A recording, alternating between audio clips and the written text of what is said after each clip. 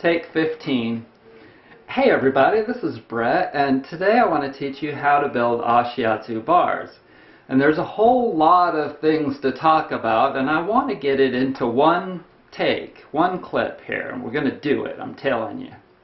Okay, so I am a self-taught Ashiatsu barefoot massage therapist. And a lot of people think I do very top quality barefoot massage, including myself. And so I first saw somebody at the Tucson Street Festival about 12 years ago or something, 13 years ago, doing barefoot massage, and I was just like, wow, this is exactly what I need to learn. And about 6 months later, I finally got around to doing it. And a lot of people, they have waited a lot longer than that, but you know, it's never too late to get started with using the weight of your body and your feet and your legs, the strength of your legs, to get the job done. And the Ashiatsu is great for the big muscle groups, especially on the back side of people's bodies. And in my opinion, you can't work on hamstrings. You cannot work on hamstrings without the feet. It's just the ultimate tool. So, in any case, about 6 months later, I was living in Silver City, New Mexico, and I was a worn-out therapist already. You see, because I like to do deep tissue massage. Like, I really like to work people over and dig out their knots and stretch them, you know, top quality massage. And in order to do that, you know, I think that it's so important to learn how to use all of your resources. And that includes the knowledge and gumption to be able to learn how to use your feet. And so I didn't have the resources to be able to go out and learn from somebody else, and since I'm such a do-it-yourselfer and good at figuring things out, then that's exactly what I did. I went over to the hardware store. Well, first of all, I started holding my arms up like this. And I'm going to show you how to determine how wide to make your bars, how high to make your bars, how long to make your bars, all of that. Okay, so I held my arms up like this, and I held them at various extremes to determine the good center point. Finding a good center point in between the extremes generally gives me a perfect balance, okay? So if I held them clear out like this, I was like, would that be comfortable? No. What if I held them clear in like this? Would that be comfortable? No. And then I allowed them to just kind of go in a nice, comfortable position. And I was like, that feels good. About right there. And I noticed that my arms were sticking out from my body about 45 degrees. And then I measured in between from center to center and found that about 22 inches for me was really good. And so I was like, I wrote that down, and then I was like, well, how high should I make these bars? And I couldn't make these bars built into the ceiling where I was living. I was renting a room in the back of a house. And they said that I could have people walk around the back of the house and come through the sliding glass door to get their massage in my room. My room was also my massage room. And it was a big long room, but it was only 7 feet high. I'm 6 foot tall. There's no way that I could possibly do massage on a table, you know. You can see that's not going to work. And so what I did was I built a freestanding floor bar unit on one side of the room and had my massage table on the other side of the room. And this information may be able to help some of you that have a similar situation. So I'd work on them face up on the massage table and get all that done, arms, front of the legs, abdominals, blah, blah, blah, neck. And then I would leave the room and have them move to the other side of the room. And so yes, I had 2 sets of sheets. It was a lot of laundry. But I'd have them go to the other side of the room and go face down on the futon mattress on the floor, which is what I was sleeping on at the same time. So I was pulling off stuff like any way that I could do it. But I created this freestanding floor bar set that had bars at the waist and bars above my head because I didn't know which one I would like the best. And I ended up liking them both. But they would go over there and I'd do most of the back side of their body with my feet. And I needed to learn how high to make the bars. So how I did that was exactly the same as how I figured out how wide to make the bars, and that was I just started experimenting. Okay, so I was like, well, would that be good? No, that's too high. It doesn't give me enough strength to pull up. As if, well, what if they were clear down here? How would that be? That would give me a lot of strength. That would make it easy to pull myself up, but not very much distance to pull myself up. And so I was like, well, what's a comfortable place for me to pull myself up? And that would be like at about 90 degrees. That feels pretty comfortable. Okay, so comfort is important with doing massage.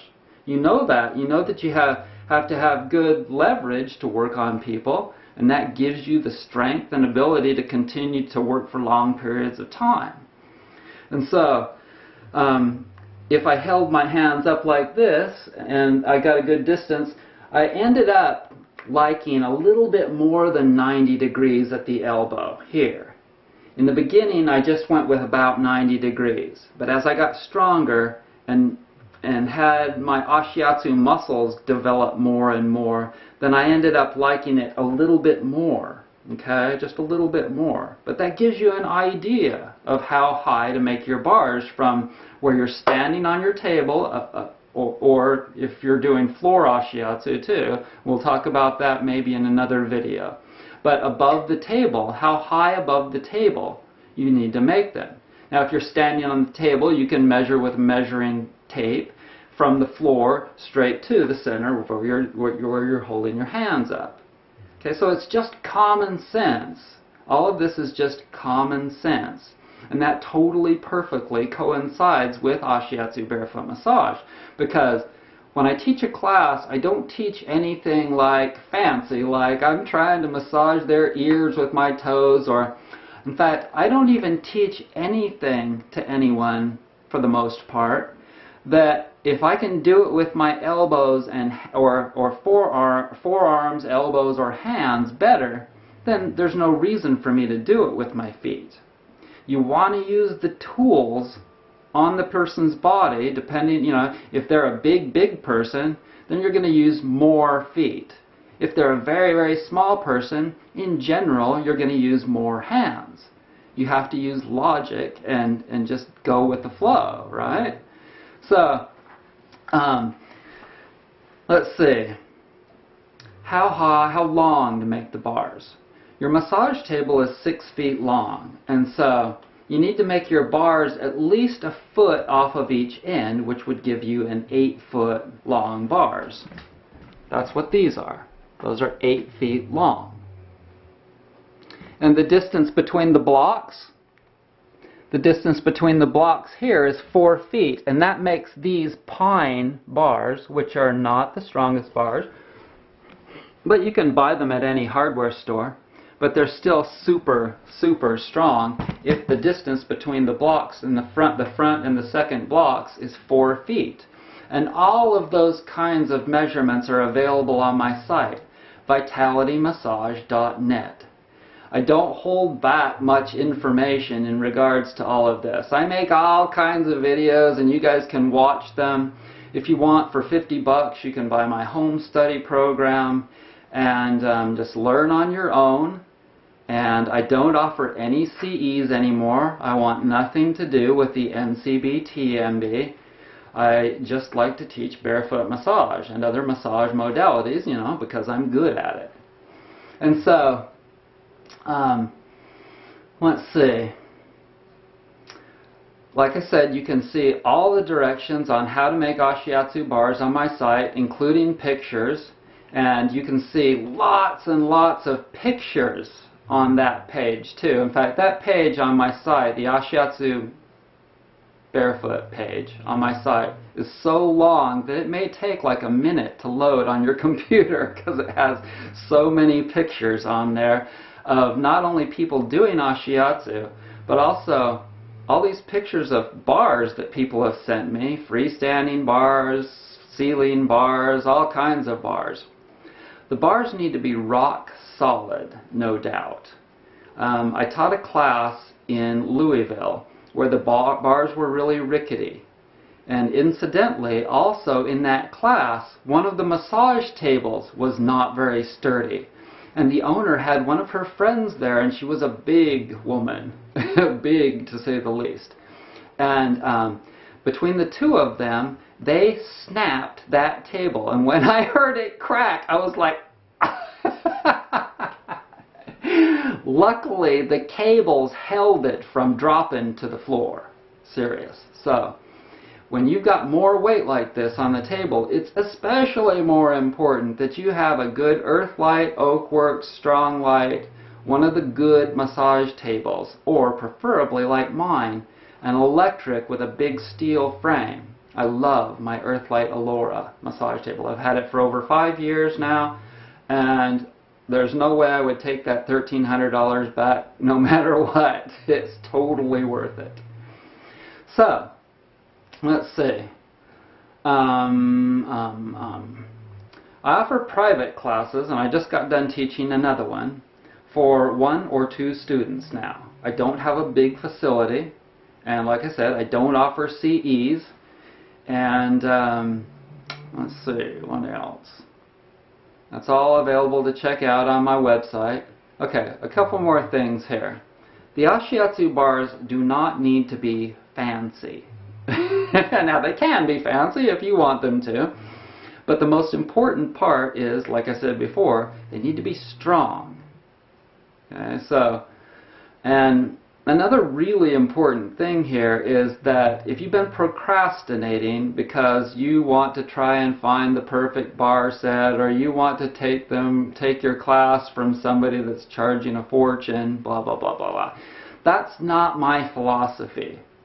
Okay, so fancy schmancy things in this world, that's just not my idea of what makes my life personally go around.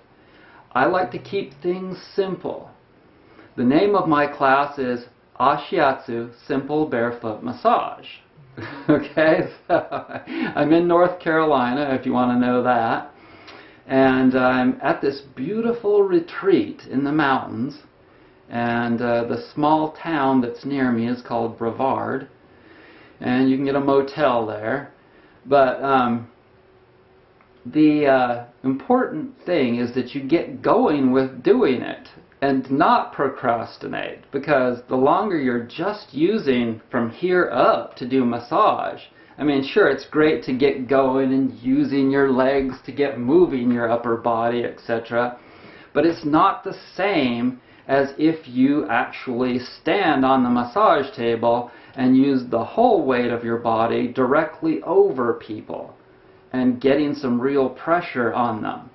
Okay, so now I want to talk a little bit about the differences in the bar widths between my class and the other Ashiatsu people, and you know, they teach a different kind of a style where the therapist is standing almost exclusively on the side of the client, as far as I've seen. And I'm not grooving with that, because just like this kinds of stuff is logical of what I was showing you in creation to the bars. The way that I started learning Ashiatsu was, I was like, well, what's the best first place to start when I start an Ashiatsu massage? And I was like, well, I should straddle the client at their waist, right in the middle. It's the perfect middle point for starting a massage. Why not start in the middle? And to this day, I still do it the same way.